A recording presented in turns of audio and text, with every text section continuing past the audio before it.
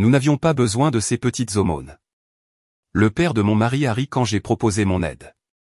Devant tout le monde, il s'est moqué de moi et s'est vanté de sa société de 53 millions de dollars. J'ai ressenti la piqûre, mais je suis resté calme. J'ai envoyé un texto rapide à mon conseiller, retirer chaque dollar du groupe Parker. Leur réunion de panique a commencé quelques minutes plus tard. Nous n'avons pas besoin de vos petites aumônes de conseil. Les mots d'Adam Parker sont restés suspendus dans l'air comme du poison. Toute la table s'est tue. Sa femme, Vivien, a affiché ce sourire travaillé que les femmes riches perfectionnent au fil des décennies. Zachary, mon mari, a baissé les yeux sur son assiette et n'a rien dit. Sa sœur, Emma, a souri narquoisement derrière sa serviette. Son frère, Noah, a soudain trouvé son verre de vin fascinant. Avant de continuer, je tiens à vous remercier d'être ici et de partager ces histoires sur la revendication de votre valeur. Si vous croyez que tout le monde mérite le respect, quel que soit son milieu, veuillez envisager de vous abonner. C'est gratuit et cela nous aide à toucher davantage de personnes qui ont besoin d'entendre cela. Maintenant, voyons ce qui s'est passé ensuite. Je venais de passer 20 minutes à expliquer pourquoi leur entreprise de 53 millions de dollars était sur le point de s'effondrer. Je leur avais montré les chiffres, les ratios de levier, la couverture de la dette qui tendait vers le désastre. J'ai essayé de les aider, et Adam m'a ri au nez. Nous avons des analystes de Wharton et de Columbia, a-t-il poursuivi, en tendant la main vers son vin comme si tout cela était très amusant. Nous n'avons pas besoin de vos petites aumônes. J'ai posé ma fourchette avec précaution. Mes mains ne tremblaient pas. Cela m'a surprise. Je pensais qu'elle le ferait. Ce qu'Adam Parker ne savait pas, ce que personne ne savait, c'est que je n'étais pas la pauvre fille venue de nulle part qu'il tolérait depuis 5 ans. J'étais l'investisseur invisible qui maintenait leur empire debout. Chaque prêt, chaque facilité de crédit, chaque dollar qui maintenait leur propriété commerciale à flot, tout remontait à moi. 38 millions de dollars de mon argent maintenaient leur empire de 53 millions de dollars, et j'étais sur le point d'en retirer chaque centime. J'ai plongé la main dans mon sac à main pour prendre mon téléphone. « Excusez-moi », ai-je dit calmement. « J'ai besoin de passer un appel. » Adam avait l'air satisfait, comme si j'avais enfin appris ma place. Bien sûr, les appels professionnels, même pour les petites sociétés de conseil. J'ai traversé leur vaste demeure, 8000 pieds carrés de sol en marbre et de meubles importés, et je me suis enfermé dans le bureau d'Adam. L'ironie ne m'a pas échappé. J'ai ouvert mon application de messagerie cryptée et j'ai trouvé Marcus Brennan, mon conseiller en investissement. Mon pouce a plané sur l'écran pendant peut-être 3 secondes, non pas parce que j'étais incertaine, mais parce que je pensais à la façon dont j'étais arrivé là. Comment une fille de Corpus Christi qui cachait sa carte de déjeuner gratuit avait fini par tenir le destin d'un empire de 53 millions de dollars entre ses mains. J'ai tapé « Exécuter le retrait complet du groupe Parker ». Toutes les facilités à effet immédiat. 3 points sont apparus presque instantanément. Marcus savait exactement ce que cela signifiait. Cela représente 38 millions de dollars répartis sur cette facilité. Cela déclenche des clauses de défaut croisées sur leur dette externe. Ils font face à 61 millions de dollars d'obligations immédiates avec peut-être 9 millions de dollars d'actifs liquides. Je sais, Sophia, es-tu sûre que c'est nucléaire? J'ai pensé au rire d'Adam, au silence de Zachary, à 5 ans passés à être traité comme un cas de charité, qui devrait être reconnaissante des miettes d'acceptation. Je n'ai jamais été aussi sûr. Et Marcus, assure-toi qu'Adam reçoive les notifications directement. Je veux qu'il le voie ce soir. Compris. Dorothy serait fière. J'ai regardé ce message. Dorothy. Dieu, j'aimerais qu'elle puisse voir ça. Mais elle m'y avait préparé. Elle l'avait vu venir des années avant moi. Dorothy Whitmore avait 82 ans lorsqu'elle est entrée dans mon minuscule bureau un mardi après-midi il y a 6 ans. J'avais 24 ans, j'étais submergé par les dettes étudiantes, je dirigeais une société de conseil financier en difficulté dans un ancien débarras du sud d'Austin. J'avais 3 clients, tous de petites entreprises, qui s'en sortaient à peine, et j'étais à un mauvais mois de tout perdre. Dorothy portait un tailleur en lin impeccable et avait des cheveux blancs coupés aussi nets qu'une lame. Elle s'est assise en face de mon bureau d'occasion et a dit « Madame Chin parle très bien de vous. J'ai besoin de quelqu'un pour examiner ma planification successorale. » J'ai failli dire non. Je n'avais jamais travaillé avec quelqu'un d'aussi riche. Je pouvais le voir rien qu'en la regardant, sa façon de se tenir, la qualité de ses vêtements, le poids de l'argent ancien qui n'avait pas besoin de s'annoncer. Mais j'avais besoin du travail, alors j'ai dit oui. Ce que je ne savais pas alors, c'est que Dorothy ne cherchait pas seulement un planificateur successoral. Elle cherchait quelqu'un comme elle, quelqu'un qui avait grandi sans rien, quelqu'un qui comprenait ce que l'argent signifiait réellement. « Parlez-moi de vous », avait-elle dit lors de cette première rencontre. Alors, je l'ai fait. Je lui ai parlé de mon enfance à Corpus Christi, de ma mère qui nettoyait les maisons de famille riches du côté nord de la ville, de mon père qui conduisait des camions jusqu'à ce que l'accident le laisse handicapé quand j'avais 9 ans. Je lui ai parlé de l'apprentissage du calcul du coût de chaque chose, les céréales génériques par rapport aux marques, les vêtements de friperie, la carte de déjeuner gratuit que je cachais dans ma paume pour que les autres enfants ne la voient pas. Dorothy avait écouté sans interrompre. Quand j'ai fini, elle a hoché la tête lentement. Bien, a-t-elle dit. Vous savez ce que l'argent signifie réellement. La plupart des gens qui naissent avec ne l'apprennent jamais. Elle m'a embauché. Puis elle a fait quelque chose que je n'avais jamais prévu. Elle m'a encadré. Pendant 3 ans, Dorothy m'a tout appris, pas seulement sur la finance, bien qu'elle y soit brillante. Elle avait fait fortune dans les champs pétrolifères de l'ouest du Texas dans les années 1960, une femme dans un monde d'hommes qui avait appris à être plus intelligente, plus rapide et plus impitoyable que quiconque ne s'y attendait. Mais elle m'a aussi appris le pouvoir, la stratégie, l'invisibilité comme arme. Les personnes les plus dangereuses dans n'importe quelle pièce, m'a-t-elle dit un jour, sont celles que tout le monde sous-estime. Apprenez à être sous-estimé, Sophia. Laissez-les penser que vous êtes petite. Laissez-les penser que vous êtes insignifiante. Ensuite, montrez-leur ce qu'il en coûte quand ils se trompent. Je n'avais pas compris ce qu'elle voulait dire, pas vraiment, pas avant plus tard. Dorothy est décédée 3 ans après notre rencontre. Cancer du pancréas, rapide et brutal. Elle m'a tout laissé, 48 millions de dollars en fiducie et en LLC et en véhicules d'investissement si complexes que même les experts comptables légistes ne pouvaient pas tous les retracer jusqu'à moi. Elle m'a aussi laissé une note manuscrite sur son papier à en-tête personnelle, ne fais pas mon erreur. Ne passe pas ta vie à prouver que tu appartiens. Laisse-les te sous-estimer. Ensuite, montre-leur ce qu'il en coûte. J'avais pleuré en la lisant, pas seulement parce qu'elle était partie, mais parce que je ne comprenais toujours pas pleinement ce qu'elle essayait de me dire. Je comprenais maintenant.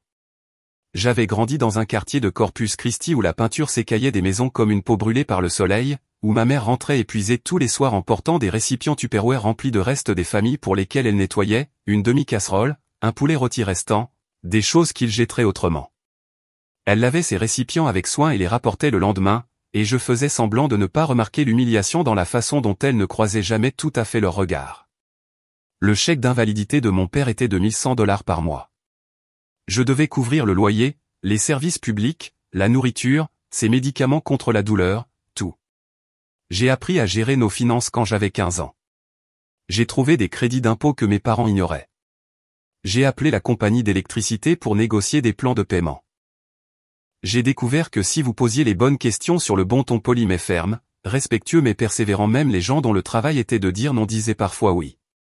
J'avais un don pour les chiffres, pour voir les schémas, pour comprendre comment l'argent circulait et où il fuyait. Ma conseillère d'orientation du lycée, Madame Chin, l'a remarqué. Elle m'a appelé dans son bureau pendant ma première année et m'a dit « Sophia, tu es trop intelligente pour rester coincée ici.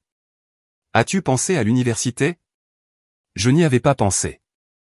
L'université était pour les autres, ceux dont les parents pouvaient aider avec les candidatures, qui n'avaient pas besoin de travailler 30 heures par semaine juste pour maintenir les lumières allumées.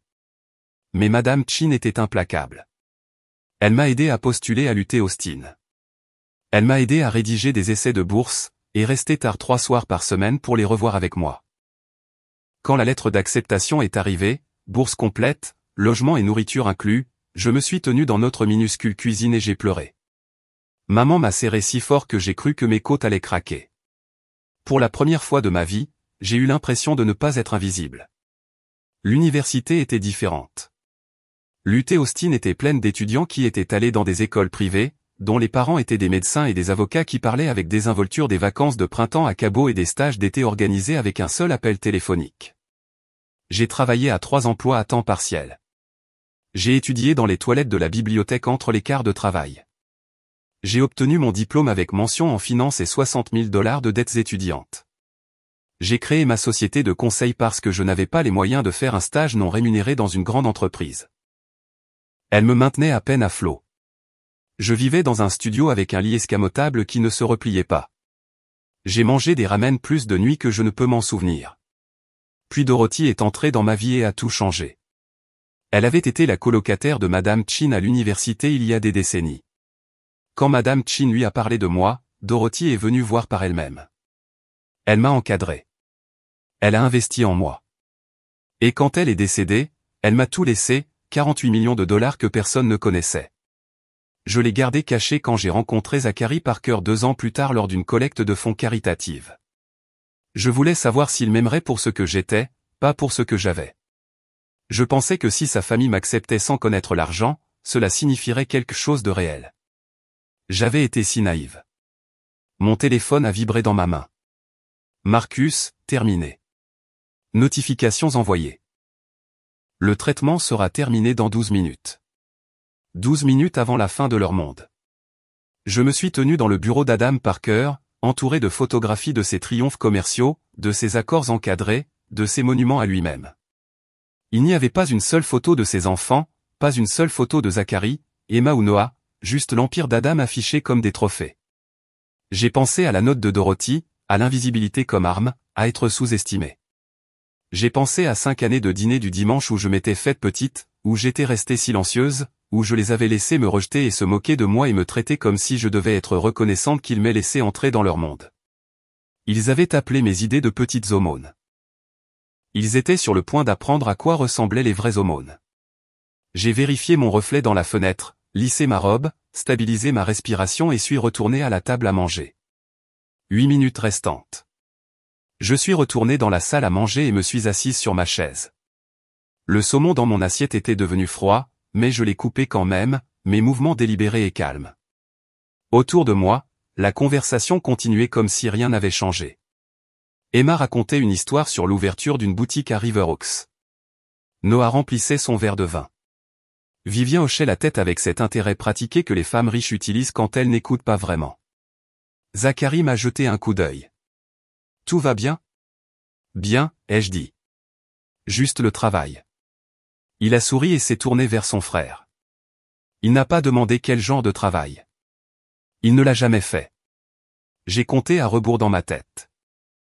7 minutes restantes.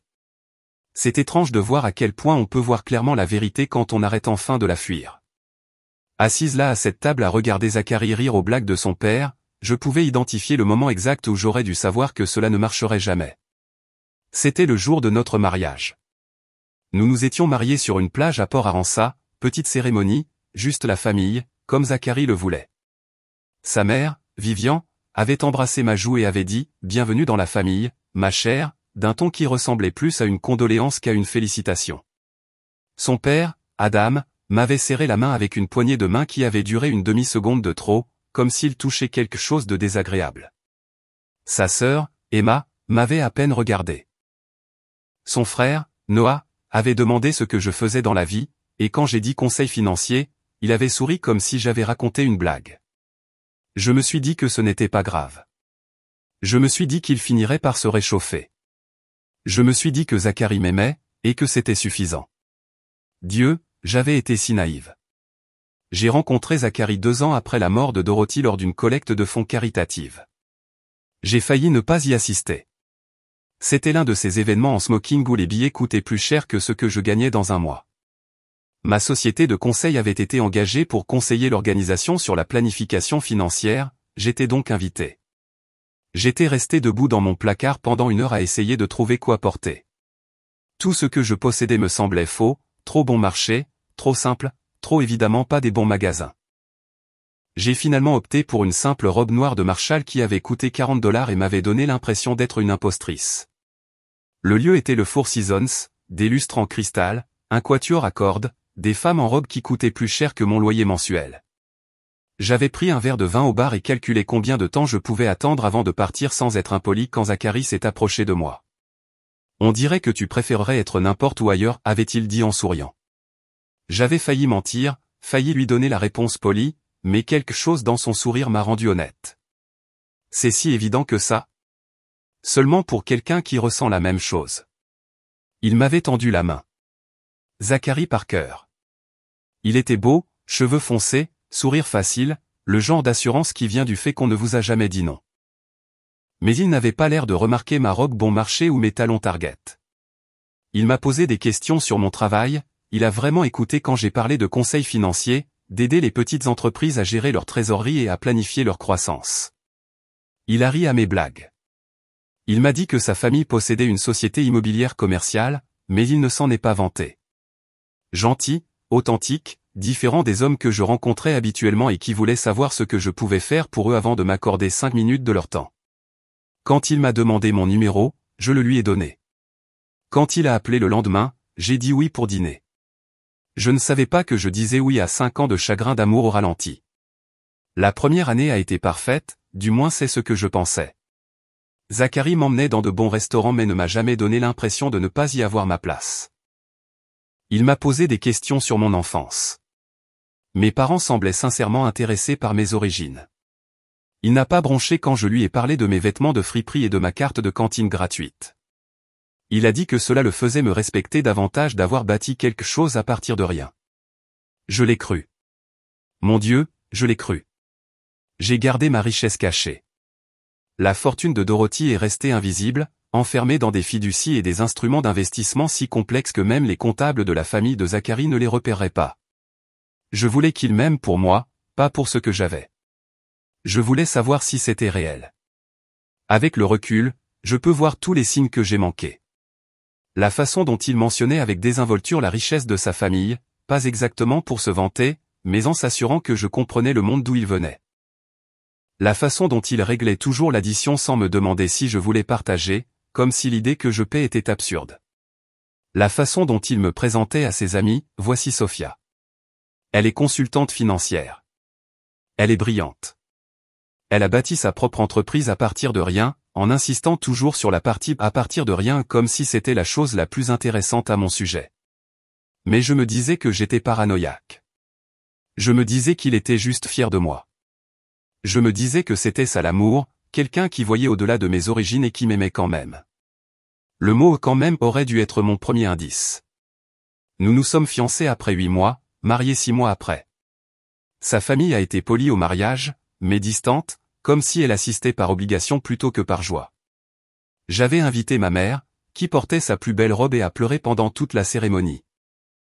J'avais invité Madame Chin, ma conseillère d'orientation au lycée, qui m'a serré si fort après et m'a chuchoté, Dorothy serait si fière. J'avais invité la poignée d'amis que je m'étais faite à l'université et par le biais de mon travail de consultante, des personnes qui me connaissaient vraiment. Le côté de l'allée de Zachary était 3 fois plus grand que le mien, famille élargie, associés, amis de l'école préparatoire et de l'université. Ils avaient souri poliment lorsqu'ils avaient été présentés à mes invités, engagé une conversation qui ressemblait plus à une recherche ethnographique qu'à un intérêt sincère. Après le mariage, les choses ont commencé à changer, subtilement. Ce n'était pas dramatique. C'était de l'érosion, la façon dont l'eau use les pierres si graduellement qu'on ne s'en aperçoit pas avant qu'il y ait un canyon. Zachary a commencé à mentionner comment son père avait bâti Parker Group à partir de zéro, à quel point Adam était brillant, à quel point je pouvais apprendre de lui. Il a suggéré que j'arrête de conduire ma Camry de 10 ans, a dit que ça ne faisait pas professionnel, que sa famille pouvait m'aider à louer quelque chose de mieux. Je lui ai dit que j'aimais ma voiture. Elle avait appartenu à ma grand-mère, l'une des rares choses qu'il me restait d'elle. Il avait souri avec indulgence et dit, bien sûr, mais la perception compte dans les affaires, Sophia. Il a commencé à choisir mes tenues pour les dîners de famille, rien de cruel, juste des suggestions utiles qui ressemblaient plus à des corrections. Peut-être porter la robe bleue au lieu de la noire. C'est plus gai. Ces boucles d'oreilles sont jolies, mais celle-ci serait plus belle avec cette tenue. Je me disais qu'il essayait d'aider, qu'il connaissait mieux sa famille que moi. Quand je donnais mon avis sur les affaires ou la finance, mon domaine d'expertise, il souriait et disait, « Tu es intelligente, Sophia, mais c'est un niveau différent, comme si je jouais en équipe junior alors que sa famille était chez les pros. » Il a commencé à répéter les phrases de son père, réflexion globale, vrai argent, vision stratégique, des mots qui ne voulaient rien dire mais qui sonnaient importants. Il racontait tout à ses parents, ce que je disais, ce qui m'inquiétait, ce dont je rêvais. Je l'entendais résonner lors des dîners du dimanche dans la voix d'Adam, transformée en plaisanterie qui faisait rire tout le monde sauf moi. Je me sentais rapetisser, devenir plus petite, plus silencieuse. La fille qui avait géré les finances de sa famille à 15 ans, qui avait obtenu son diplôme avec mention de l'UT Austin, qui avait bâti une société de conseil à partir de rien, elle était en train de disparaître, et je ne savais pas comment l'arrêter. Les dîners du dimanche étaient les pires. Chaque semaine, nous allions au domaine Parker dans la BMW de Zachary. Il avait arrêté de me laisser conduire ou que ce soit ensemble, disait que c'était plus facile s'il conduisait. La maison était de 740 mètres carrés de marbre et de cristal, le genre qu'on voyait dans les magazines d'architecture. Vivien servait des repas élaborés préparés par un chef dont elle ne mentionnait jamais le nom, servis par un personnel encore plus invisible que je ne l'étais. Adam tenait la cour en bout de table, racontant des histoires de victoires commerciales, de concurrents qu'il avait écrasés, de contrats qu'il avait gagnés grâce à ce qu'il appelait des manœuvres stratégiques et à ce que je reconnaissais comme des pratiques de prêt à la limite de la prédation. Emma et Noah riaient sur commande, jouant leur rôle d'enfants magnifiques. Zachary acquiesçait, cherchant l'approbation de son père dans chaque geste, et je restais assise là, invisible, jusqu'à ce que quelqu'un se souvienne que j'existais. Sophia, ma chère, comprenez-vous comment fonctionne l'immobilier commercial, avait demandé Vivien une fois, son ton dégoulinant d'une condescendance douce. Sophia, êtes-vous déjà allée au Hanton, avait demandé Emma une autre fois, sachant très bien que non. Sophia, c'est une jolie robe. Elle vient de chez Target, avait demandé Noah. Et tout le monde avait ri comme si c'était la chose la plus drôle qu'ils avaient entendue de toute la semaine, toujours avec des sourires, toujours avec de la gentillesse dans leur voix. Mais je sentais chaque mot comme une coupure de papier, petite et piquante, s'additionnant à quelque chose qui saignait. J'ai arrêté de donner mon avis. J'ai arrêté de parler à moins qu'on ne me le demande directement. Je suis devenu un fantôme à leur table, et personne ne l'a remarqué sauf moi. Il reste 5 minutes. Le téléphone d'Adam a commencé à vibrer sur la table, une fois, 2 fois, puis il a sonné, un son aigu et insistant qui a interrompu l'histoire d'Emma en plein milieu. Il a froncé les sourcils en regardant l'écran. Terence, a-t-il dit, identifiant son directeur financier. Ça a intérêt à être important. Il s'est levé et s'est dirigé vers le couloir, le téléphone collé à son oreille. Je l'ai regardé partir. Mes mains étaient stables. Ma respiration était calme.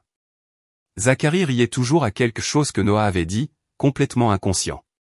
Dans le couloir, j'ai entendu la voix d'Adam changer. Quoi? Non, ça ne peut pas être juste. Vérifiez encore. La main de Vivien s'est figée à mi-chemin de son verre de vin. Que voulez-vous dire par retirer? La voix d'Adam était plus forte maintenant, tendue. Tout. La table est devenue silencieuse. J'ai coupé un autre morceau de saumon et j'en ai pris une bouchée. Ça n'avait absolument aucun goût. Adam est apparu dans l'encadrement de la porte, le visage vidé de toute couleur. Le téléphone était toujours collé à son oreille, mais sa main s'était relâchée. Pour la première fois en 5 ans, j'ai vu quelque chose dans ses yeux que je n'avais jamais vu auparavant, une peur authentique. Papa, a dit Noah en posant son verre de vin. Qu'est-ce qui ne va pas? Adam n'a pas répondu immédiatement. Il regardait dans le vide, traitant quelque chose que son esprit ne pouvait pas tout à fait accepter. Finalement, il a baissé le téléphone. Quelqu'un vient de retirer l'intégralité de l'investissement de Whitmore Capital dans Parker Group, a-t-il dit, sa voix creuse. 38 millions de dollars, avec effet immédiat. La pièce a explosé. Whitmore Capital, la voix d'Emma est montée d'un ton. C'est notre principale ligne de crédit. Sans cela, nous ne pouvons pas couvrir la clôture du portefeuille de Dallas. Noah a commencé, le service de la dette sur les propriétés de Houston à lui seul. Zachary avait l'air vraiment paniqué. La main de Vivien est allée à sa gorge, ses doigts trouvant le collier de perles là comme une bouée de sauvetage. J'ai pris une autre bouchée de saumon, j'ai mâché lentement, j'ai avalé. Les yeux d'Adam ont balayé la pièce, s'arrêtant sur chaque membre de la famille à tour de rôle, cherchant des réponses, des explications, quelqu'un pour lui dire que c'était une erreur. Puis son regard a trouvé le mien. Vraiment trouvé le mien, et j'ai regardé la réalisation se lever sur son visage comme un lever de soleil. Qui contrôle Whitmore Capital, a-t-il demandé lentement, sa voix à peine audible. J'ai posé ma fourchette avec une attention particulière. Le cristal a cliqueté doucement contre la porcelaine. Dans le silence, cela ressemblait à un coup de feu. Moi, ai-je dit calmement, ainsi que plusieurs autres instruments d'investissement avec lesquels vous allez devenir très familier. Le silence qui a suivi était absolu. La bouche de Zacharie s'est ouverte, mais aucun mot n'en est sorti. Le visage d'Emma était devenu pâle. Noah regardait entre moi et son père comme s'il essayait de résoudre une équation impossible.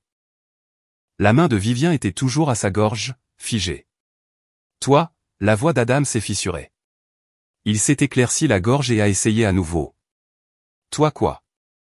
Je possède Whitmore Capital Holdings, ai-je dit, ma voix stable et claire. Le fonds d'investissement silencieux qui finance Parker Group depuis 5 ans, le financement relais pour l'acquisition de Dallas, la ligne de crédit pour vos propriétés de Houston, le capital opérationnel qui couvre vos déficits de trésorerie, tout cela. À moi. J'examinais leurs états financiers depuis 3 mois avant ce soir. Cela avait commencé assez innocemment.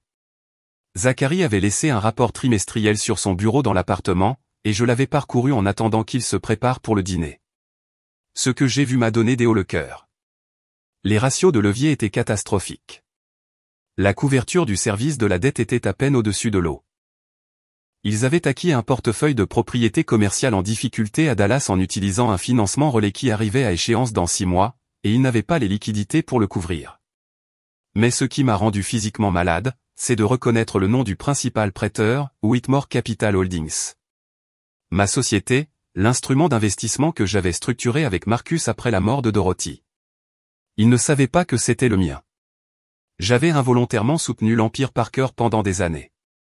Chaque commentaire sarcastique sur ma petite entreprise de conseil, chaque rejet de mes opinions, chaque humiliation à cette table, tout cela financé par mon silence et mon argent. Je me suis senti mal, mais j'ai aussi ressenti autre chose, une curiosité froide et calculatrice. Alors, j'ai creusé plus profondément. J'ai extrait des enregistrements par le biais de Marcus. J'ai analysé les flux de trésorerie, les structures de dette et les dépôts de société. Ce que j'ai trouvé était pire que ce que j'avais imaginé. Parker Group n'était pas un empire de 53 millions de dollars. C'était un château de cartes construit sur 38 millions de dollars de mon capital avec 23 millions de dollars supplémentaires de dettes externes qu'ils jonglaient désespérément. Sans mon argent, ils étaient en faillite. Ils ne le savaient tout simplement pas encore. Je me disais que j'étais paranoïaque, que si je leur montrais que je comprenais leur entreprise, si je démontrais ma valeur, ils finiraient par me respecter. Alors, ce soir, j'ai apporté une analyse imprimée au dîner. J'avais mis en évidence les points critiques, préparé des arguments, répété comment le présenter sans avoir l'air condescendant. Mes mains avaient tremblé en attendant le bon moment. C'était arrivé pendant le dessert, quand Adam se plaignait de la difficulté de trouver des conseillers financiers compétents de nos jours. En fait, avais-je dit, ma voix plus petite que je ne l'avais voulu, j'ai examiné les rapports trimestriels, et je pense qu'il pourrait y avoir des problèmes structurels dont nous devrions discuter. La table était devenue silencieuse. Le visage de Zacharie avait rougi. Sophia, avait-il dit doucement, un avertissement dans son ton. Mais j'ai continué. J'avais expliqué les ratios de levier, la couverture de la dette, la crise de liquidité qui se préparait sous leur façade parfaite. J'ai essayé d'être utile, pas critique. J'ai essayé de montrer que je comprenais. Adam avait écouté avec une expression que je ne pouvais pas lire. Puis il avait commencé à rire.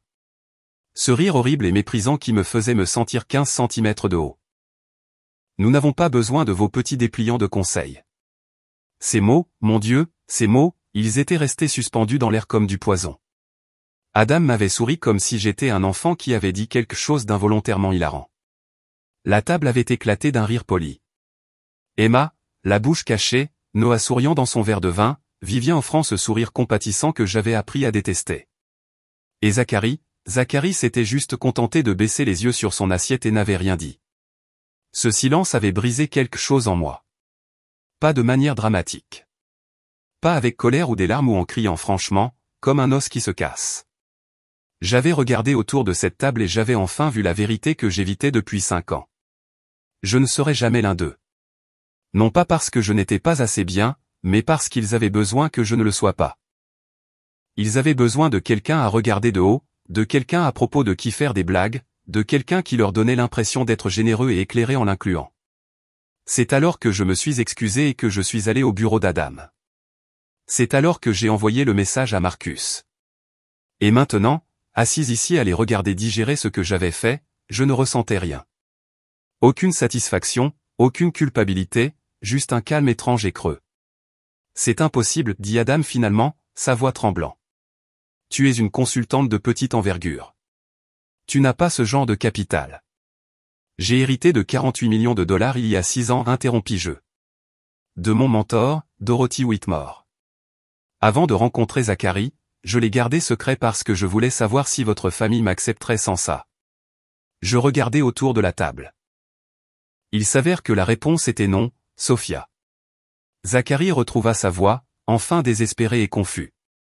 Je ne comprends pas. Pourquoi ne me l'as-tu pas dit? Je suis ton mari. L'es-tu? Je le regardais. Vraiment? Je le regardais. C'est quand l'anniversaire de ma mère, Zachary? Silence. Quel est le nom de l'hospice où mon père est mort? Tu as prononcé un discours à ses funérailles. Un beau discours sur la famille et la perte. Comment s'appelait l'hospice? Encore du silence. Son visage était devenu blanc. Le nom de ma mère est Rotita. Son anniversaire est le 7 avril.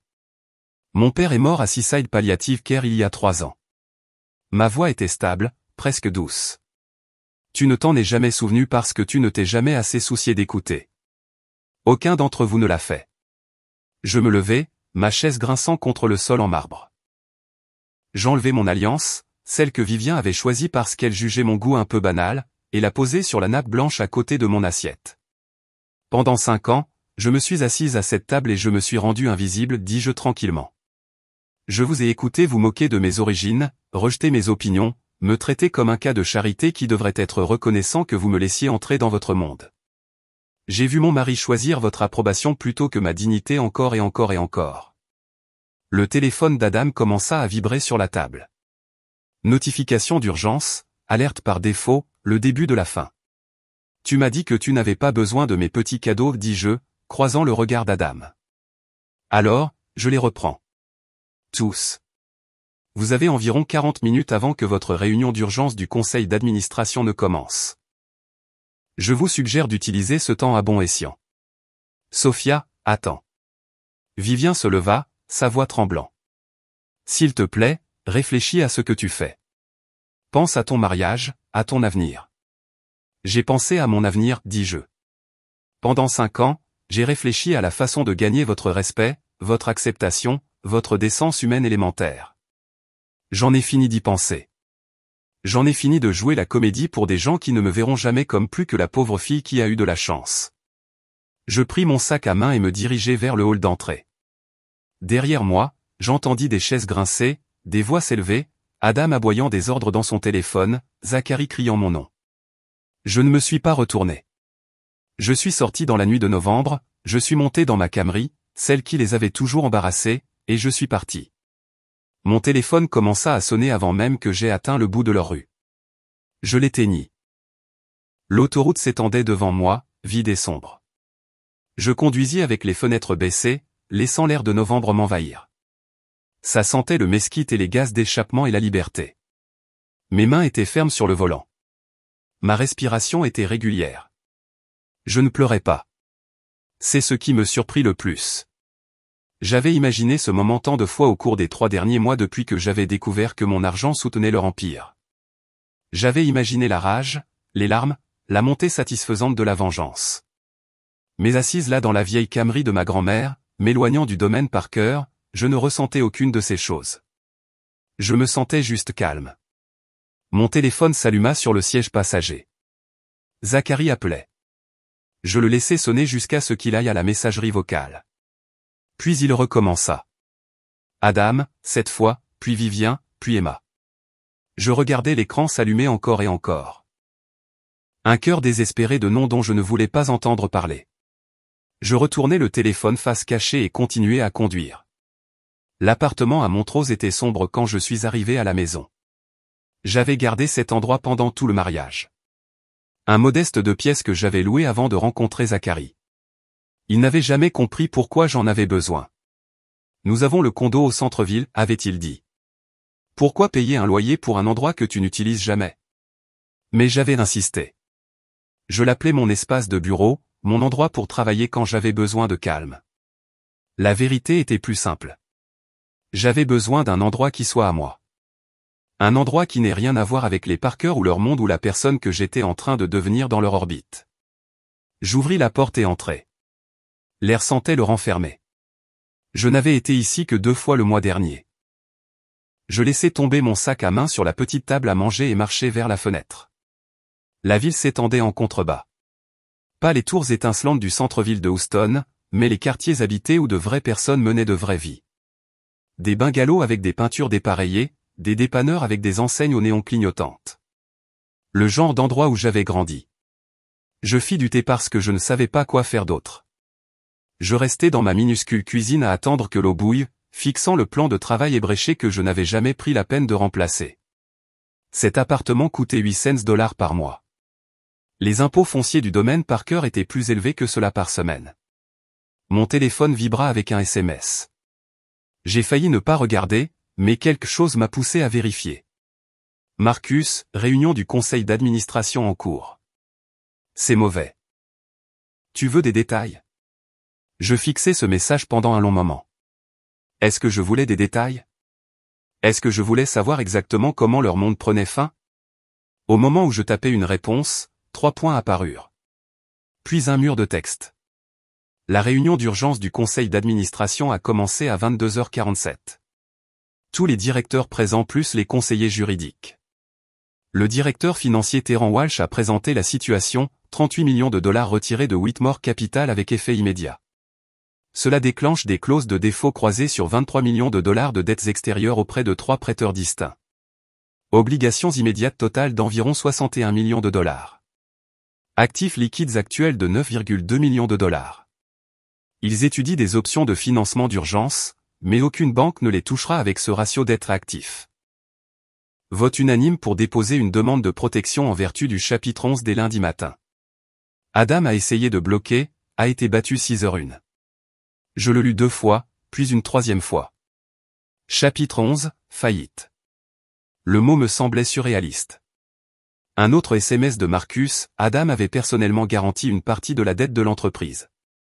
Si Parker Group coule, il est personnellement responsable d'environ 12 millions de dollars. Il pourrait tout perdre. La maison, les voitures, peut-être même les comptes personnels, selon la façon dont les créanciers poursuivent le recouvrement. Je posai le téléphone, pris mon thé, pris une gorgée, me brûlai la langue, tout. Adam Parker pouvait tout perdre. J'attendis que la satisfaction vienne, le sentiment que justice était rendue, le sentiment que Dorothy appellerait une vengeance juste. Elle ne vint pas. Je me sentais juste fatigué. Mon téléphone sonna. Zachary encore. Cette fois, je répondis. Sophia. Sa voix était brisée. Sophia, s'il te plaît. Nous devons parler. Il n'y a rien à dire. Tu viens de détruire ma famille. Non, interrompis-je. J'ai retiré mon investissement d'une entreprise que j'avais tout à fait le droit de quitter légalement. Votre famille s'est détruite elle-même en construisant un empire sur un capital qu'elle ne contrôlait pas. C'est de la sémantique. C'est la réalité, Zachary. Ton père a construit une entreprise de 53 millions de dollars avec 38 millions de dollars de mon argent et n'a jamais pris la peine de diversifier ses sources de financement. Ce n'est pas de ma faute. C'est la sienne. Silence au bout du fil. Puis, plus doucement, pourquoi ne m'as-tu pas parlé de l'argent, de Dorothy, de rien de tout ça? Je marchai vers la fenêtre, pressai mon front contre la vitre froide. Parce que je voulais savoir si tu m'aimerais sans ça, si ta famille m'accepterait sans ça. Je voulais savoir si tout ça était réel. C'était réel. Mon Dieu, Sophia, je t'aime. Vraiment? Je sentis quelque chose se briser dans ma poitrine. Quelle est la fleur préférée de ma mère, Zachary? Silence. D'où vient la cicatrice sur mon épaule? Comment s'appelait le chien que j'avais quand j'étais enfant? Quel est mon livre préféré? Plus de silence, plus long cette fois. Tu ne sais pas, dis-je doucement. Tu n'as jamais pris la peine de l'apprendre. Pendant 5 ans, tu as été marié à une idée de moi, la fille reconnaissante de nulle part qui t'a fait te sentir généreux. Mais tu n'as jamais pris la peine de connaître la vraie moi. Ce n'est pas juste. Tu as baissé les yeux sur ton assiette ce soir pendant que ton père m'humiliait. Tu l'as fait 100 fois, 1000 fois.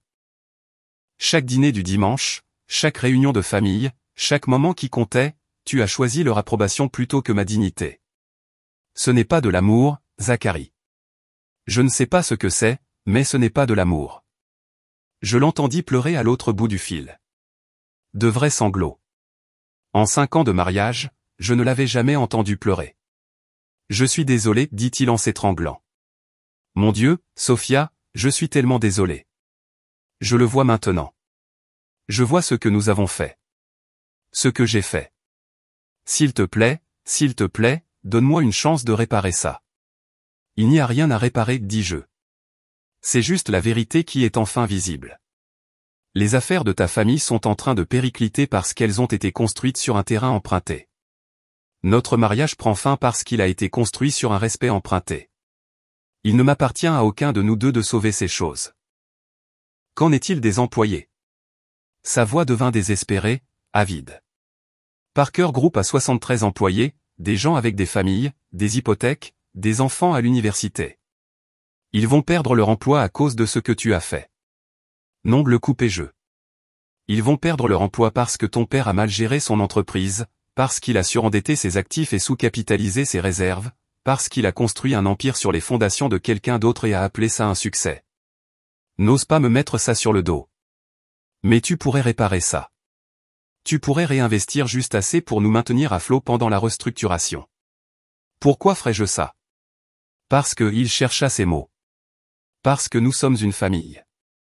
Parce que tu m'as aimé une fois. Parce que c'est la bonne chose à faire. Je ris. Sa sortie amère et brisée. La bonne chose à faire. La bonne chose aurait été de me traiter avec un respect humain élémentaire pendant les 5 dernières années. La bonne chose aurait été que ton père écoute quand j'ai essayé d'aider au lieu de me rire au nez. La bonne chose aurait été que tu me défendes juste une fois. Juste une fois que tu te lèves et que tu dises « Ne parle pas à ma femme comme ça ». Mais tu ne l'as jamais fait. Aucun d'entre vous ne l'a fait. Sophia, s'il te plaît. Mon avocat vous enverra les papiers du divorce, dis-je. Vous pouvez garder tout ce qui vous appartient légalement. Je n'en veux rien. Ne fais pas ça. C'est déjà fait, Zacharie. C'était fait au moment où tu étais assis là et que tu n'as rien dit pendant que ton père appelait mes inquiétudes de petits cadeaux. C'était fait au moment où tu les as choisis plutôt que moi pour la 1000e fois. J'ai juste finalement arrêté de faire semblant du contraire. Je raccrochai, éteignis mon téléphone, m'assis sur mon canapé de seconde main dans mon appartement à $800, et fixai le mur. Le thé était devenu froid dans mes mains. Dehors, la ville bourdonnait de vie, des voitures passant, des sirènes au loin, la musique de quelqu'un résonnant à travers des murs fins. Les bruits de personnes vivant leur vie ordinaire, inconscientes qu'à quelques kilomètres de là, un empire s'effondrait. Je pensais à Adam Parker assis à cette réunion d'urgence du conseil d'administration, regardant le travail de sa vie s'effondrer en temps réel. Je pensais à Vivien, probablement déjà en train d'appeler ses amis, essayant de contrôler le récit avant qu'il ne se répande. Je pensais à Emma et Noah qui se démêlaient pour comprendre comment cela affectait leurs fonds en fiducie, leurs avenirs. Je pensais à Zacharie, qui venait de perdre à la fois les affaires de sa famille et sa femme dans la même nuit. J'attendis que la culpabilité vienne, le regret, le sentiment de vide dont Dorothy avait l'habitude de me prévenir. Le vide qui vient après la vengeance quand on réalise que la victoire ne remplit pas le trou que la blessure a laissé derrière elle. Mais je ne me sentais pas vide. J'avais l'impression de pouvoir enfin respirer. Mon téléphone était éteint, mais je pouvais imaginer les messages s'accumuler. Les messages vocaux, les tentatives désespérées de négocier, de marchander, de me rendre responsable de la réparation de ce que je n'avais pas cassé. Je ne le rallumais pas. Au lieu de cela, je finis mon thé froid, allai dans ma chambre, et m'allongeai tout habillé sur le dessus des couvertures, fixai le plafond avec sa tache d'eau dans le coin qui ressemblait à une carte de l'Italie. Le matin, j'appellerai mon avocat. Je commencerai les procédures de divorce. Je commencerai le processus légal de séparation permanente de ma vie des Parker. Mais ce soir, je restais juste là dans le noir, à écouter la ville à l'extérieur de ma fenêtre et me laisser être libre. Je me réveillais avec la lumière du soleil qui filtrait à travers des fenêtres inconnues. Pendant un instant, je ne me souvins pas où j'étais. Puis ça revint. L'appartement à Montrose, celui que j'avais gardé secret, l'endroit qui était à moi seul. J'avais dormi dans mes vêtements. Mon maquillage était étalé sur l'oreiller. Mon téléphone était toujours éteint, assis sur la table de chevet comme une chose morte. C'était lundi matin. Parker Group déposerait une demande de protection en vertu du chapitre 11 aujourd'hui. Je me levai, pris une douche, me changeai en jean et un pull. Des vêtements que je ne portais jamais au dîner de famille, des vêtements qui étaient confortables au lieu d'être soigneusement choisis. Je fis du café dans ma petite cuisine et restai à la fenêtre à regarder le quartier se réveiller. Un homme promenant son chien, une femme en blouse se dirigeant vers sa voiture pour un quart de travail matinal. Des gens normaux vivant des vies normales. J'allumai mon téléphone. 43 appels manqués, 27 messages vocaux, 61 SMS. Je ne les lus pas. Au lieu de cela, j'appelai Teresa Vance, l'avocate que Dorothy m'avait recommandée il y a des années. Teresa était spécialisée dans les divorces à valeur nette élevée. Dorothy nous avait présenté lors d'un déjeuner 3 ans avant sa mort, disant simplement « juste au cas où tu aurais besoin d'elle un jour ». Dorothy avait vu ça venir. D'une manière ou d'une autre, elle l'avait su. Teresa répondit à la deuxième sonnerie. « Sophia, je me demandais quand tu appellerais. Tu as entendu ? Chérie, la moitié de Houston a entendu maintenant. Le dépôt de bilan du Parker Group fait la section des affaires. La belle-fille qui a retiré le financement fait les colonnes des potins. » Elle fit une pause. « Tu vas bien ? » « Je vais bien. Je dois demander le divorce. Viens à mon bureau. 14 heures, apporte tous les documents financiers que tu as. Bien que, d'après ce que j'ai compris, tu ne demanderas pas grand-chose. Je ne veux rien de lui. Nous en discuterons. 14 heures. Elle raccrocha avant que je puisse argumenter. Mon téléphone vibra avec un nouvel appel. Ma mère. Je l'évitais depuis hier soir, sachant qu'elle le verrait aux nouvelles, sachant qu'elle s'inquiéterait. Je répondis. Sophia Maria Reeves. Sa voix était tendue d'inquiétude.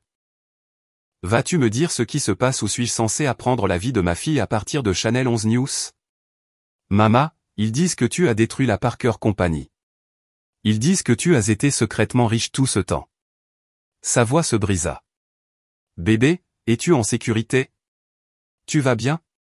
Quelque chose dans ma poitrine se détendit après tout, les Parker, les mensonges, la performance d'être quelqu'un que je n'étais pas. La première question de ma mère ne concernait pas l'argent ou le scandale. C'était de savoir si j'étais en sécurité. Je vais bien, Mama. Je te le promets. Est-ce que je peux venir te voir? J'ai besoin d'expliquer. Tu as intérêt. Je vais faire du café. L'appartement de ma mère était dans le même complexe où j'avais grandi. Un logement différent, mais la même peinture écaillée et les mêmes clôtures en grillage et l'odeur de la lessive de quelqu'un se mélangeant au gaz d'échappement de l'autoroute. Elle ouvrit la porte avant que je puisse frapper, me tira à l'intérieur, m'enlaça si fort que je pouvais à peine respirer. « Dis-moi, dit-elle. » Alors je l'ai fait. Je lui ai tout dit. À propos de Dorothy, à propos de l'héritage, à propos de l'avoir gardé secret, à propos de 5 ans de dîner du dimanche où je m'étais faite de plus en plus petite, à propos d'hier soir, à propos de m'en aller. Elle écouta sans interrompre, comme elle l'avait toujours fait. Quand j'eus fini, il y eut un long silence. Puis elle tendit la main et prit la mienne. « Bébé, pourquoi ne m'as-tu pas parlé de l'argent? J'avais peur que tu me voies différemment, que tu penses que j'avais changé, que je n'étais plus ta fille. » Sophia. Sa voix était ferme. L'argent ne change pas qui tu es. Il montre juste aux gens ce qu'ils étaient déjà. Tu es toujours la fille qui m'aidait à compter la monnaie pour les courses. Tu es toujours la fille qui m'appelait tous les dimanches, même après ton mariage dans cette famille chic. Rien ne change cela. J'ai détruit leur entreprise, Mama. Bien. Elle le dit sans hésitation. Ils ont eu 5 ans pour bien te traiter. Ils ont choisi de ne pas le faire. Ce n'est pas de ta faute, bébé. C'est la leur. Je sentis les larmes venir et ne les arrêtai pas. Ma mère me serra à nouveau contre elle, et je pleurai sur son épaule comme je ne l'avais pas fait depuis que j'étais enfant. Et maintenant, demanda-t-elle finalement. Divorce. Recommencer. Construire quelque chose qui compte au lieu de soutenir quelque chose qui ne m'a jamais valorisé. Elle hocha la tête. Ta grand-mère serait fière. Ma maman n'a rien pris à personne non plus. Je ris à travers les larmes. Dorothy a dit la même chose. Une femme intelligente, cette Dorothy. Maman se leva, me tira vers la cuisine. Allez, tu dois manger. Tu es trop maigre. Cette famille ne t'a jamais bien nourri. Au bureau de Teresa cet après-midi-là, j'ai signé des papiers, une requête en divorce, des formulaires de divulgation d'actifs, une déclaration de séparation. Zachary va se battre contre ça, dit Teresa, tapotant son stylo contre le bureau. Pas parce qu'il t'aime, bien qu'il le prétende, parce qu'il est terrifié qu'il n'y ait aucune chance que tu réinvestisses dans Parker Group si tu divorces. Qu'il se batte. Je ne change pas d'avis. Bien. Teresa sourit. Maintenant, en ce qui concerne le règlement. Le Texas est un État de propriété communautaire. Techniquement, tu as droit à la moitié de tout ce qui a été acquis pendant le mariage. Je ne veux rien de tout ça, Sophia. Je ne veux pas son condo ou sa voiture ou ses comptes d'investissement. Je ne veux rien qui me lie à lui ou à sa famille. Je veux juste partir. Teresa m'étudia pendant un long moment. Très bien, mais nous mettons en place des protections. Il ne peut pas réclamer aucun de tes biens prénuptiaux, aucune revendication sur ton entreprise de conseil ou aucun de tes véhicules d'investissement, et aucun gain futur. Quoi que tu construises après ça, il n'a aucune participation là-dedans. D'accord. Et une dernière chose. Teresa se pencha en avant. Ils vont s'en prendre à toi. Pas seulement légalement, bien qu'Adam essaiera probablement, mais socialement, ils fuiteront des histoires. Ils te dépeindront comme la méchante, la chercheuse d'or manipulatrice qui s'est faufilée dans la famille et les a détruits. Es-tu préparé à cela? J'y pensais, au cercle du country club, au circuit de la charité, à tous les gens qui m'avaient souri lors d'événements tout en se demandant comment quelqu'un comme moi avait fini avec quelqu'un comme Zachary. Qu'il parle, dis-je. J'en ai fini de me produire pour des gens qui n'allaient jamais m'accepter de toute façon.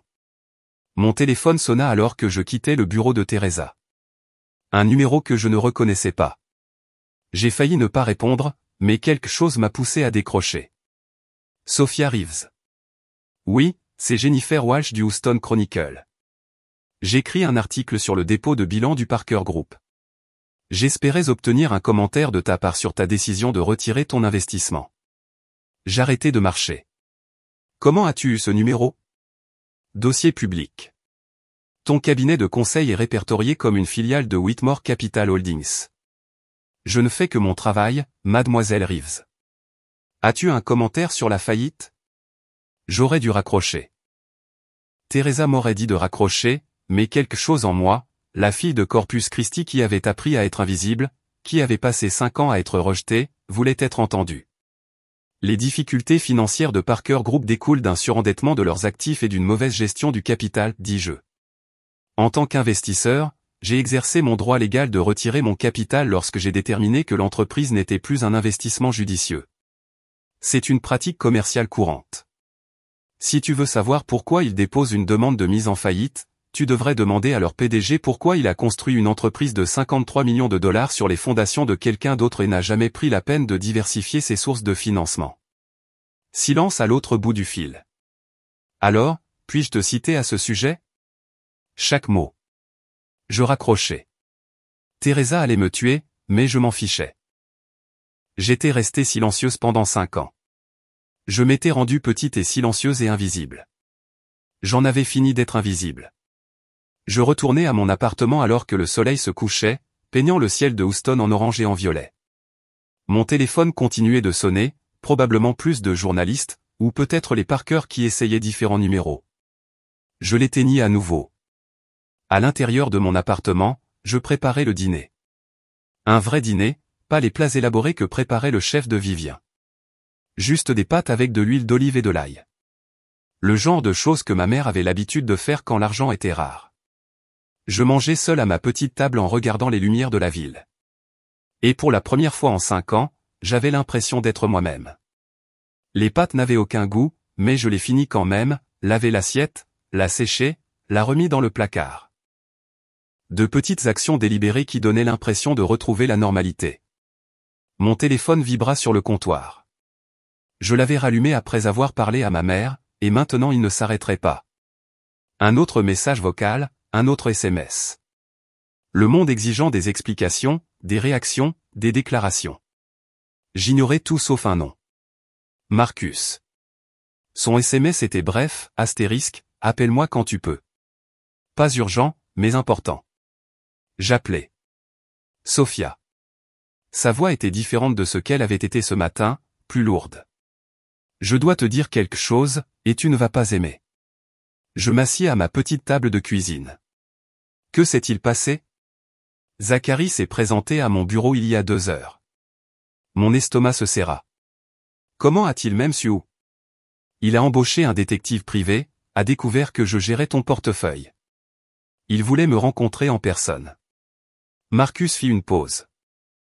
Il m'a offert 2 millions de dollars pour te convaincre de réinvestir dans Parker Group, juste assez pour les maintenir à flot pendant la restructuration. Je fermai les yeux. Qu'est-ce que tu as dit? Je lui ai dit de partir avant que j'appelle la sécurité. Mais Sophia, il ne va pas s'arrêter. Il est désespéré. Ils le sont tous. Une autre pause. Il y a autre chose. L'avocat d'Adam a envoyé une lettre cet après-midi. Il menace de te poursuivre en justice pour, et je cite, ingérence délictueuse dans les relations commerciales et violation du devoir fiduciaire. C'est absurde. J'avais tous les droits légaux. Je sais. Mes avocats savent. Leurs avocats le savent probablement aussi. Mais ils vont faire du bruit de toute façon. Ils vont essayer de te dépeindre comme la méchante, traîner ça en longueur, rendre ça coûteux et épuisant jusqu'à ce que tu cèdes et leur donnes quelque chose. Je fixai le mur de ma minuscule cuisine. La peinture était écaillée près du cadre de la fenêtre. Je n'avais jamais pris la peine de réparer ça. Qu'ils essaient. Sophia, je ne cède pas, Marcus. Je ne leur donne pas un centime. S'ils veulent me poursuivre en justice, qu'ils me poursuivent en justice. S'ils veulent traîner mon nom dans la boue, qu'ils essaient.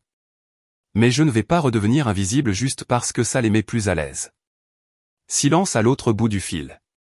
Puis, plus doucement, Dorothy t'a bien appris. Elle l'a fait. Après avoir raccroché, je restais assise là pendant un long moment. L'appartement était calme, à l'exception du bourdonnement du réfrigérateur et du son étouffé de la télévision de mon voisin à travers le mur. Cet endroit, cet appartement modeste et banal, était à moi. Pas de sol en marbre, pas de lustre en cristal, aucune performance requise. Je pensais à Zacharie qui se présentait au bureau de Marcus avec une mallette pleine de désespoir, 2 millions de dollars, comme si l'argent pouvait réparer ce qui s'était brisé entre nous, comme si le problème avait jamais été une question d'argent du tout. Le problème était qu'il ne m'avait jamais vu. Aucun d'eux ne m'avait vu. Mon téléphone a sonné. Un numéro que je ne reconnaissais pas. Contre toute attente, j'ai répondu. Mademoiselle Reeves, une voix de femme, professionnelle et concise. Ici Catherine Walsh du magazine Houston Society. Nous préparons un reportage sur la situation du groupe Parker, et nous serions ravis d'avoir votre point de vue. Pas de commentaires. Nous avons parlé à plusieurs sources proches de la famille qui ont brossé un tableau plutôt défavorable de vos actions. Ne pensez-vous pas que vous méritez d'avoir la chance de raconter votre version? J'ai failli raccrocher. Puis j'ai pensé à 5 années passées à me taire, à me faire petite, à les laisser contrôler le récit. Vous voulez ma version, ai-je dit, la voici. J'étais une investisseuse silencieuse qui a exercé son droit légal de retirer des capitaux d'une entreprise mal gérée. Si le groupe Parker ne peut pas survivre sans un investisseur, c'est un problème structurel, pas une vendetta personnelle. Et si vos sources proches de la famille me qualifient de manipulatrice parce que je garde ma richesse privée, demandez-leur pourquoi ils ont supposé que je n'avais rien au départ. Demandez-leur pourquoi ils avaient besoin que je sois pauvre pour se sentir supérieur. J'ai entendu quelqu'un taper à l'autre bout du fil. Puis-je vous citer? Chaque mot. J'ai raccroché avant qu'elle ne puisse rien demander d'autre. Teresa allait certainement me tuer maintenant, mais quelque chose avait changé. J'en avais assez de me taire, assez que d'autres personnes écrivent mon histoire pendant que j'acquiesçais, souriais et acceptais leur version des faits. Le lendemain matin, je me suis réveillé et j'ai constaté que ma citation avait été incluse dans l'édition en ligne de Houston Society. L'article était étonnamment juste. Ils avaient inclus des déclarations de sources proches de la famille Parker me qualifiant de chercheuse d'or et d'arriviste, mais ils avaient également inclus une analyse financière montrant que le groupe Parker était surendetté depuis des années. La section des commentaires était brutale. La moitié des gens me traitaient de monstre sans cœur pour avoir détruit une entreprise familiale. L'autre moitié me qualifiait de génie pour avoir dénoncé des riches privilégiés qui avaient bâti leur empire sur de l'argent emprunté. J'ai lu 3 commentaires, puis j'ai fermé le navigateur. L'opinion des autres sur moi avait déjà trop contrôlé ma vie. Mon téléphone a sonné. Zachary. Cette fois, j'ai répondu. Sophia, s'il te plaît. Juste 5 minutes en face à face. C'est tout ce que je demande. J'aurais dû dire non, mais quelque chose dans sa voix, pas le désespoir, mais quelque chose en dessous m'a fait hésiter. Un café, ai-je dit. Lieu public, 30 minutes. Merci, mon Dieu. Merci. Cela ne change rien, Zachary. Je suis toujours en train de demander le divorce. Je ne réinvestis toujours pas. Mais si tu veux parler, nous pouvons parler. Une fois que nous nous sommes rencontrés dans un café à Montrose, le genre d'endroit où les Parker ne mettraient jamais les pieds, meubles dépareillés, art local sur les murs, un tableau de menu avec les prix et de la craie. Zachary avait l'air terrible quand il est entré. Non rasé, sa chemise coûteuse froissée, des cernes sous les yeux. Il s'est assis en face de moi, et pendant un long moment, aucun de nous n'a parlé. Je ne suis pas là pour te demander de sauver l'entreprise, a-t-il finalement dit. Je sais que c'est fini. La faillite est en cours. Papa perd la maison. Nous recommençons tous à zéro. Il a levé les yeux vers moi. Je suis ici parce que je te dois des excuses. De vraies excuses. J'ai attendu. Je ne t'ai pas vu, a-t-il dit, sa voix se brisant. Pendant 5 ans, je ne t'ai pas vu. J'ai vu la version que je voulais. La femme d'origine modeste qui serait reconnaissante du monde de ma famille, qui me donnerait l'impression d'être une bonne personne en t'aimant. Mais je n'ai jamais vu qui tu étais réellement. Je n'ai jamais posé les bonnes questions. Je ne t'ai jamais défendu quand c'était important. Il a essuyé ses yeux.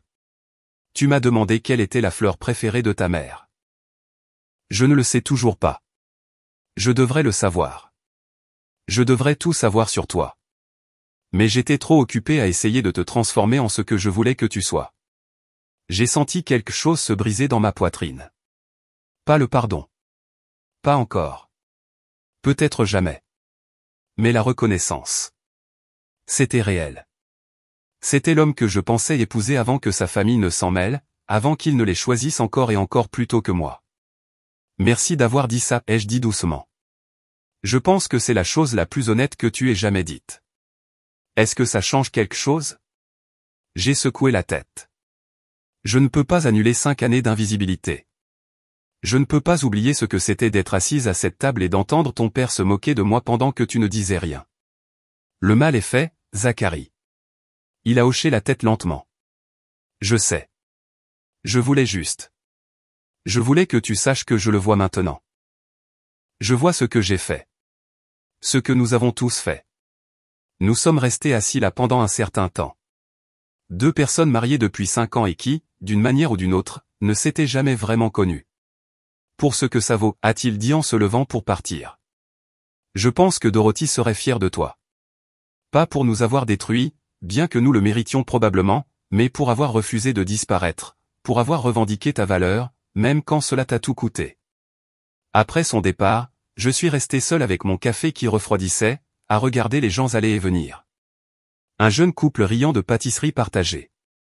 Une femme âgée lisant un roman de poche. Un homme travaillant sur un ordinateur portable, des écouteurs bloquant le monde. Des gens normaux vivant des vies normales, ne jouant pas la comédie pour qui que ce soit. J'ai sorti mon téléphone et j'ai ouvert mon application de notes. J'ai commencé à taper « The Whitmore Initiative », une fondation fournissant des capitaux et du mentorat aux femmes entrepreneurs issues de milieux ouvriers. Pas de charité, pas de condescendance, juste un investissement dans des personnes qui ont été invisibles trop longtemps. J'ai regardé ces mots pendant longtemps. Puis j'ai appelé Marcus. Je veux créer une fondation, ai-je dit. Je veux utiliser l'argent de Dorothy, mon argent, pour faire ce qu'elle a fait pour moi. Trouver des femmes brillantes qui ont été négligées et leur donner de vraies opportunités. C'est une belle idée, a dit Marcus. À combien pensez-vous? 5 millions pour commencer. plus au fur et à mesure de notre croissance. Je vais commencer à rédiger les documents. J'ai raccroché et j'ai regardé autour de moi dans le café, l'art sur les murs réalisé par des artistes locaux qui n'avaient probablement jamais mis les pieds dans une galerie, les chaises dépareillées que quelqu'un avait sauvées et rénovées, le tableau de menu avec ses lettres dessinées à la main. C'était réel. C'était le monde d'où je venais. Le monde que je n'avais jamais vraiment quitté. Même quand j'essayais de m'intégrer au palais de marbre des Parker.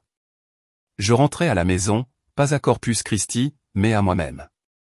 Et pour la première fois depuis la révélation à table, j'ai souri. Le sourire s'est estompé en rentrant à mon appartement, mais la légèreté est restée. J'avais une direction maintenant, un but qui était le mien, pas emprunté aux attentes de quelqu'un d'autre.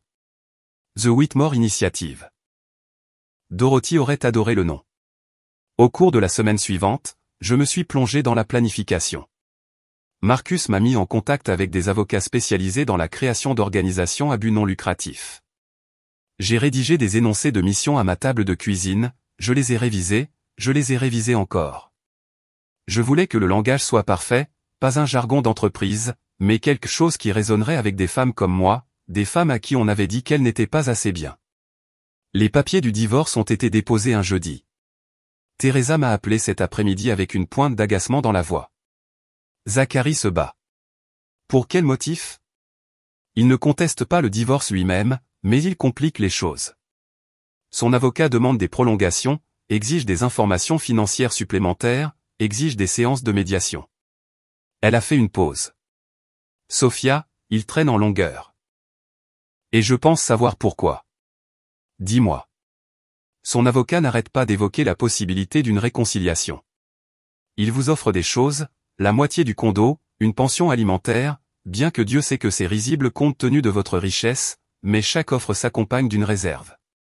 Ils veulent que vous envisagiez de réinvestir des capitaux dans le groupe Parker.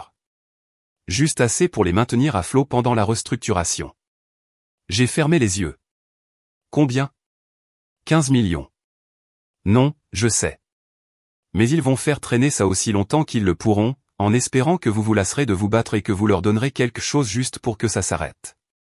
La voix de Teresa s'est adoucie. Sophia, vous devez vous préparer. Cela pourrait prendre des mois, peut-être plus. Et ça va devenir moche. Que ça devienne moche. Je ne leur donnerai pas un centime. Bien. Je vais dire à leur avocat que nous ne sommes intéressés par aucune négociation impliquant votre capital. Divorce seulement. Pas d'enchevêtrements commerciaux. Après avoir raccroché, je me suis assise sur mon canapé en fixant le mur. 15 millions de dollars. Pour eux, c'était une bouée de sauvetage. Pour moi, c'était le prix de ma dignité pendant 5 ans, et ils pensaient toujours que je leur devais quelque chose. Mon téléphone a vibré. Un texto d'un numéro inconnu. Ici Emma. Il faut qu'on parle. J'aurais dû le supprimer. J'aurais dû bloquer le numéro. Au lieu de cela, j'ai tapé « Non, on n'a pas besoin ». 3 points sont apparus. Puis, tu détruis ma famille. Mes parents pourraient perdre leur maison. Mon père a travaillé toute sa vie pour construire cette entreprise. Tu la jettes par dépit. J'ai regardé ces mots. Le droit, l'incapacité totale de voir qu'ils s'étaient fait ça à eux-mêmes. J'ai répondu, votre père a bâti son entreprise sur mon capital et n'a jamais pris la peine de me le dire. Il a ignoré mes avertissements concernant les problèmes structurels. Il s'est moqué de moi à sa table à manger pendant que vous riez tous. Je ne dois rien à votre famille. Si vous cherchez quelqu'un à blâmer, regardez votre père, pas moi. J'ai bloqué le numéro avant qu'elle ne puisse répondre. 2 jours plus tard, Zachary s'est présenté à mon appartement. Il était tard, après 23 heures. J'ai regardé par le Judas et j'ai failli ne pas ouvrir la porte. Il avait l'air terrible, non rasé, son costume coûteux froissé comme s'il avait dormi dedans. Des cernes sous les yeux qui témoignaient de nuit blanche et de désespoir. Mais quelque chose dans sa posture m'a empêché de partir. La confiance de Parker avait disparu. Il avait l'air brisé d'une manière que je n'avais jamais vue auparavant. J'ai ouvert la porte mais j'ai laissé la chaîne de sécurité. Zachary, il est tard. S'il te plaît, dit-il. 5 minutes. C'est tout ce que je demande. Après je m'en vais et je ne te dérangerai plus jamais.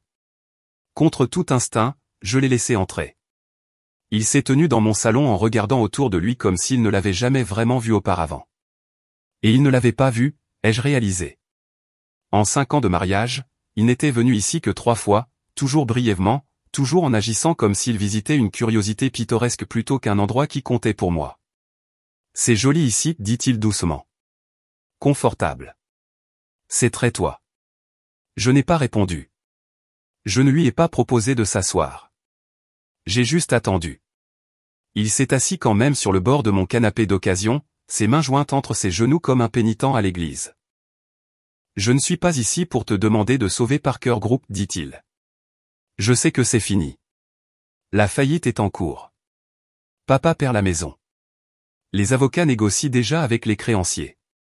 Nous recommençons tous à partir de rien. Alors pourquoi es-tu ici? Il a levé les yeux vers moi et ses yeux étaient rouges et humides. Parce que j'ai besoin de dire que je suis désolé. Vraiment désolé. Pas le genre où j'essaie de te manipuler pour te faire changer d'avis. Le genre où je comprends enfin ce que j'ai fait et j'ai besoin que tu saches que je le vois. Je me suis assise sur la chaise en face de lui. Attendu. Je ne t'ai pas vu, dit-il, sa voix se brisant. Pendant 5 ans, je ne t'ai pas vu. J'ai vu cette version que j'avais créée. La femme d'origine modeste qui serait reconnaissante du monde de ma famille, qui me donnerait l'impression d'être généreux et éclairé de l'aimer. Mais ce n'était pas toi. Ce n'était jamais toi. Il a essuyé ses yeux avec le dos de sa main. Tu m'as demandé quelle était la fleur préférée de ta mère, et je ne le savais pas. Je ne le sais toujours pas. Tu as posé des questions sur l'hospice de ton père et je ne me souvenais pas même si j'étais à ses funérailles et que j'ai prononcé un discours sur la famille et l'amour et toutes ces choses que je ne comprenais pas vraiment. Zacharie, laisse-moi finir. S'il te plaît. Il a pris une respiration tremblante. Je ne t'ai jamais défendu parce que te défendre aurait signifié contester mon père et j'ai passé toute ma vie terrifié à l'idée de le contester, terrifié à l'idée de le décevoir, terrifié à l'idée de perdre son approbation. Il a ri, amer et brisé. Et maintenant, j'ai tout perdu de toute façon. L'entreprise, le respect, probablement ma relation avec ma famille une fois qu'ils auront réalisé que je ne vais pas continuer à te supplier de les sauver. Tu ne le feras pas. Il a secoué la tête. J'ai dit à papa hier que j'en avais fini. Que s'il voulait blâmer quelqu'un pour la faillite de Parker Group, il devrait se regarder dans le miroir, pas toi. Il ne m'a pas parlé depuis. Il m'a regardé directement. J'aurais dû dire ça il y a 5 ans.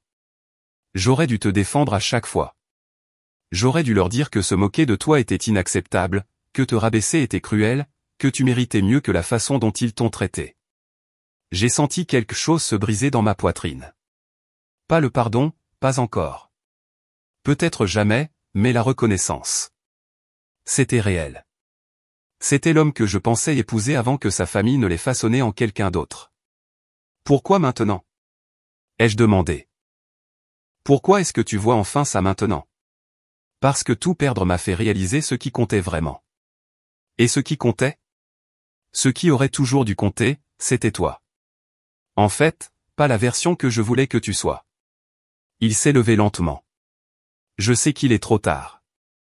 Je sais que j'ai détruit ce que nous avions en les choisissant encore et encore plutôt que toi, mais je voulais que tu saches que je le vois maintenant.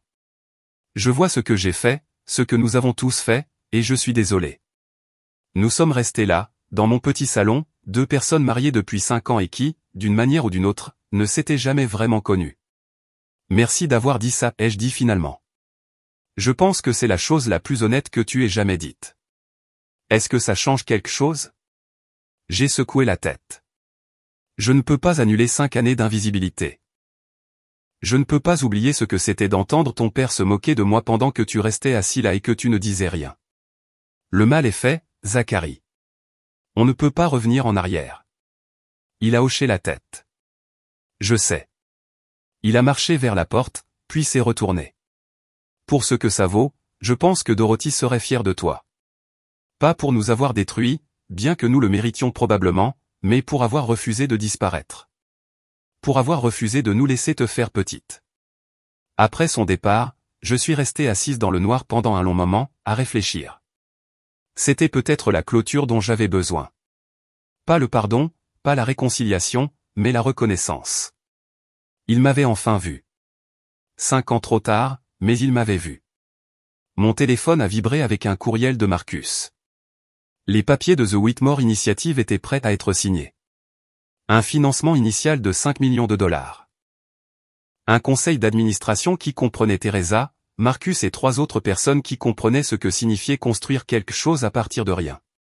J'ai ouvert mon ordinateur portable et j'ai signé les documents numériques. Chaque signature ressemblait à un choix. Ne pas s'attarder sur ce qui avait été brisé, mais construire quelque chose de nouveau à partir des morceaux.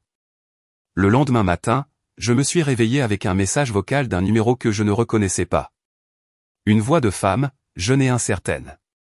Mademoiselle Reeves, je m'appelle Maya Cortez. J'ai vu un article sur The Whitmore Initiative et j'ai un plan d'affaires pour un programme d'alphabétisation financière pour les communautés à faible revenu. J'ai été refusé par 17 investisseurs, mais je me suis dit que peut-être. Je ne sais pas, peut-être que vous seriez prête à y jeter un coup d'œil. J'ai sauvegardé le message vocal, je l'ai rappelé dans l'heure. Maya, ai-je dit quand elle a répondu, essoufflée et pleine d'espoir. Parlez-moi de votre programme. Et juste comme ça, la fondation que j'avais imaginée a commencé à devenir réelle. Maya a parlé pendant 45 minutes sans s'arrêter, ne prenant presque pas sa respiration. Son plan d'affaires était méticuleux, projection financière, analyse de marché, calendrier de mise en œuvre. Mais ce qui m'a frappé, ce ne sont pas les feuilles de calcul. C'était la passion dans sa voix quand elle parlait des familles qu'elle voulait aider. Ma mère garde toujours son argent liquide dans une boîte à café dans le congélateur. Elle a dit qu'elle ne fait pas confiance aux banques, qu'elle ne comprend pas comment fonctionne le crédit. Quand mon abuela est tombée malade et que les factures d'hôpital sont arrivées, ma mère a essayé de négocier avec un endroit où on encaissait des chèques et qui facturait 30% d'intérêt parce qu'elle ne savait pas qu'il existait d'autres options. Je connaissais cette histoire. J'ai vécu cette histoire. De combien avez-vous besoin? Ai-je demandé. J'espérais 50 000 pour commencer. Assez pour embaucher 2 professeurs, louer des locaux dans des centres communautaires, élaborer des programmes. Je vais vous donner 200 000. Silence à l'autre bout du fil. Puis, je suis désolé. Avez-vous dit 200 000 plus 6 mois de mentorat? Je veux des réunions hebdomadaires. Je veux voir vos livres, vos mesures, votre stratégie de croissance. Et je veux que vous voyiez plus grand que 5 villes. Pensez 15. Pensez 50. Mademoiselle Reeves. Je ne sais pas quoi dire. Dites oui et appelez-moi Sophia. 6 mois plus tard, je me tenais dans un entrepôt rénové du côté d'Austin, en regardant Maya présenter à une salle pleine de femmes que je n'avais jamais rencontrées, mais que je comprenais déjà.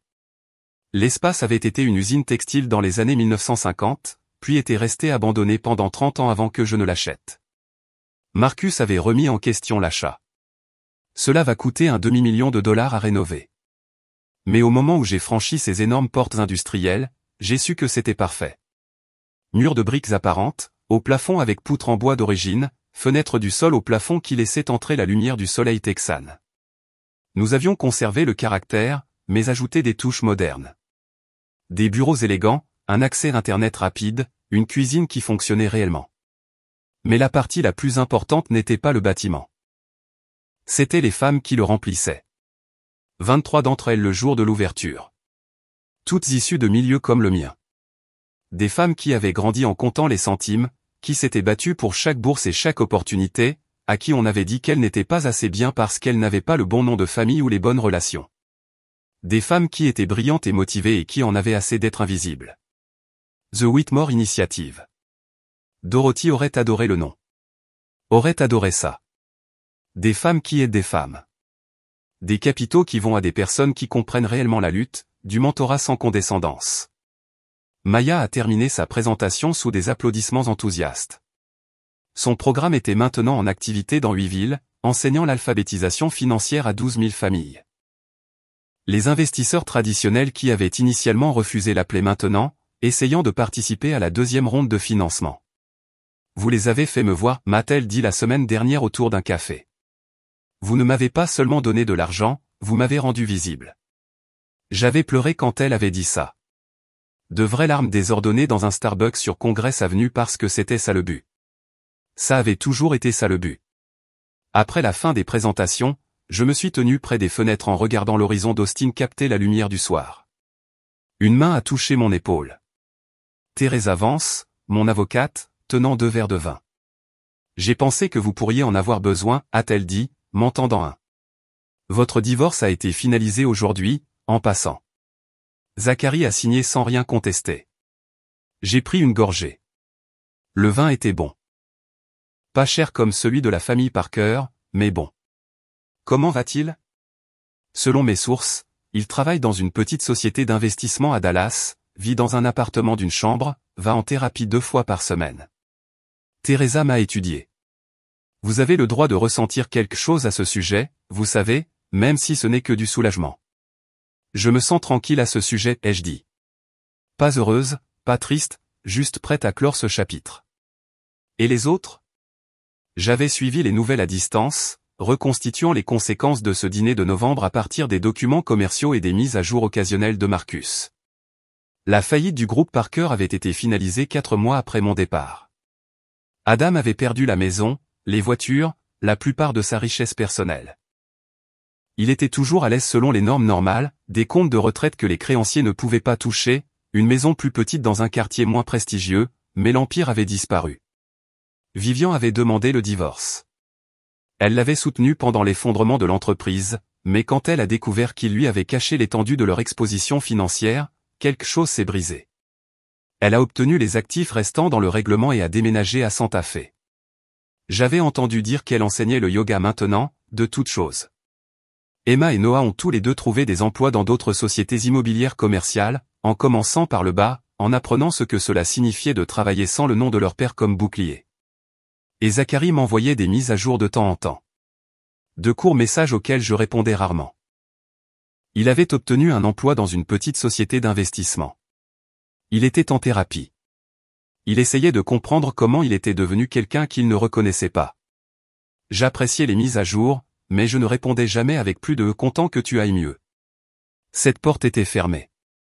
Je ne pense plus beaucoup à eux, ai-je dit honnêtement à Teresa. Parfois, je me demande si Adam a appris quelque chose, si l'un d'eux l'a fait. Mais surtout, je suis juste occupé à construire ça. Elle a levé son verre. À la construction de quelque chose qui compte. Nous avons fait teinter nos verres et nous avons bu. Les 2 années suivantes se sont estompées de la meilleure façon qui soit. The Whitmore Initiative a grandi plus vite que je ne l'avais imaginé. 50 femmes financées, puis 100, puis 200. Nous nous sommes étendus à Dallas, à San Antonio, à Houston. Des femmes à qui on avait dit qu'elles n'étaient pas assez intelligentes, qu'elles n'étaient pas assez connectées, qu'elles n'étaient pas assez bien. Elles construisaient des entreprises, créaient des emplois, changeaient leur communauté. Je gardais un dossier de leurs messages, des captures d'écran de textos et de courriels que je lisais quand j'avais besoin de me rappeler pourquoi j'avais quitté les Parker. Vous n'avez pas seulement financé mon entreprise. Vous m'avez donné la permission de prendre de la place.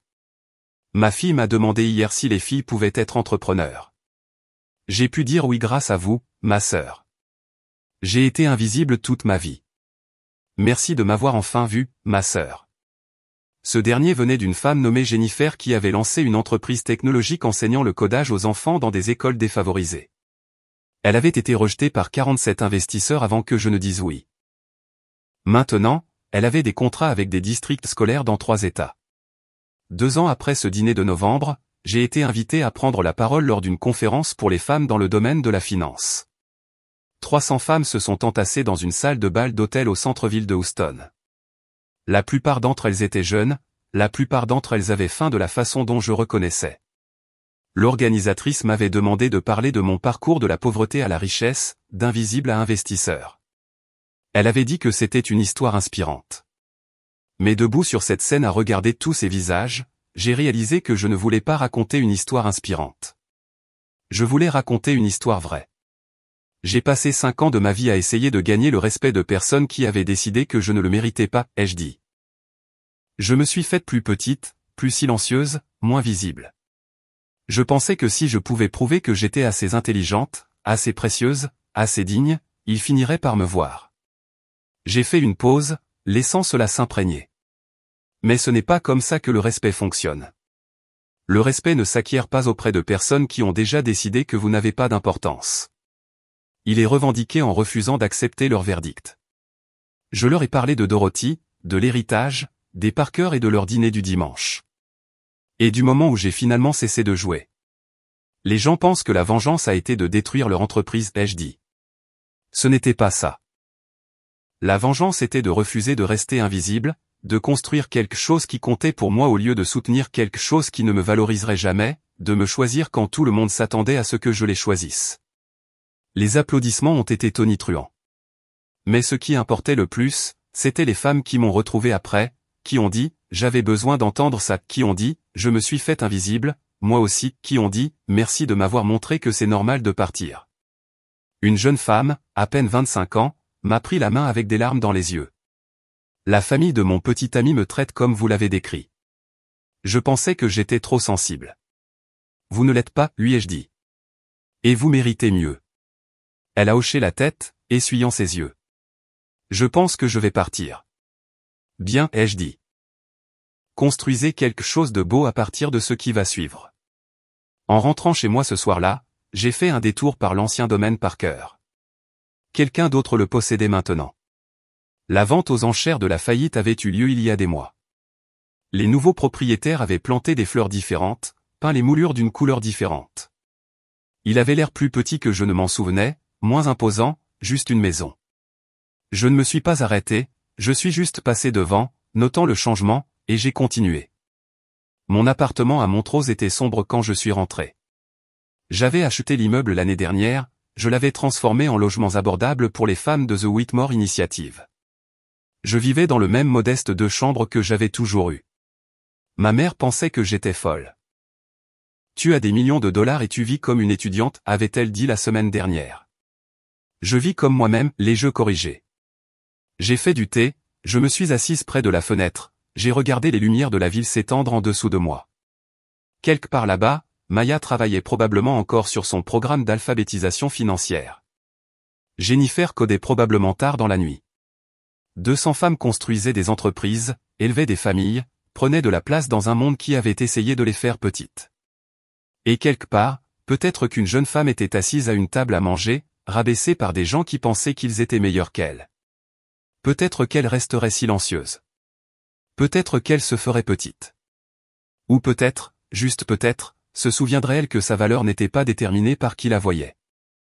Peut-être qu'elle serait assez courageuse pour la revendiquer, même quand cela coûtait tout. Parce que certaines fondations sont destinées à tomber. Et certaines femmes sont destinées à construire quelque chose de mieux à partir des décombres. J'avais construit la mienne, et je n'avais jamais été aussi visible ou aussi libre de ma vie. Cette histoire où l'on se défend vous a tenu en haleine. Frappez ce bouton j'aime tout de suite. Ma partie préférée était quand Sophia a calmement envoyé ce message texte sachant que leur empire entier s'effondrerait en 12 minutes. Quel était votre moment préféré? Déposez-le dans les commentaires ci-dessous. Ne manquez pas d'autres histoires puissantes comme celle-ci. Abonnez-vous et cliquez sur cette cloche de notification pour ne jamais manquer une mise en ligne.